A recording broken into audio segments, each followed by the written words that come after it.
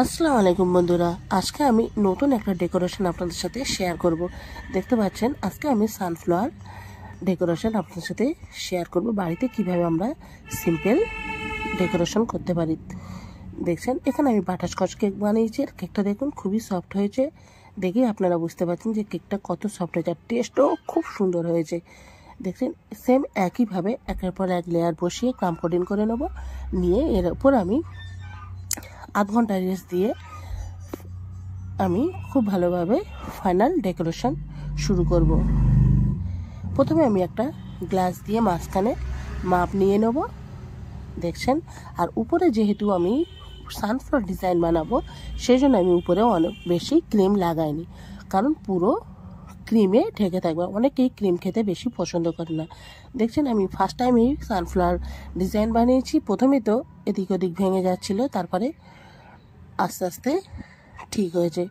প্রত্যেকটা জিনিস প্রথমেই একটু অসুবিধা হয়, কিন্তু বানাতে বানাতে পরে ঠিক সুন্দর হয়ে যাবে। এমনভাবে আমি একের পর এক করে দেখছেন খুব সুন্দর ফাইনাল লুকটা আরও সুন্দর দেখাবে। দেখছেন এমনভাবে আমি খুব ভালোভাবে এটা করে নেব। মাঝখানে আমি ওর ভিডিওটা কেটে গেছে। প্রত্যেকবারে একই প্রবলেম আমার হয়, কিছু না কিছু ভিডিও আমার কেটে যাবেই যাবে। এতে আমার ফোনের স্টোরেজ খুবই কম। মাঝখানে আমি চকলেট ক্রাশ করে দিয়ে দেবো।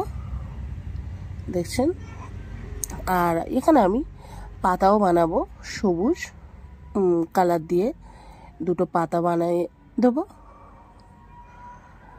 আর এর জন্যে পুরো কেকের যে লুকটা আসবে খুব সুন্দর আসবে, আর দেখতেও খুব সুন্দর লাগবে। কেকটা খেতেও খুব সুন্দর লেগেছে। আর এটা আমার অর্ডারের কেক ছিল। দেখছেন আমার এই আজকের এই কেকের ডেকোরেশনটা আপনাদের কেমন লেগেছে অবশ্যই কমেন্ট করে বলবেন। ভালো লাগলে লাইক শেয়ার সাবস্ক্রাইব করবেন, আর সবাই ভালো থাকবেন। দেখছেন এর ফাইনাল লুকটা কেমন হয়েছে, আশা করি ভালো হয়েছে। সবাই ভালো থাকবেন।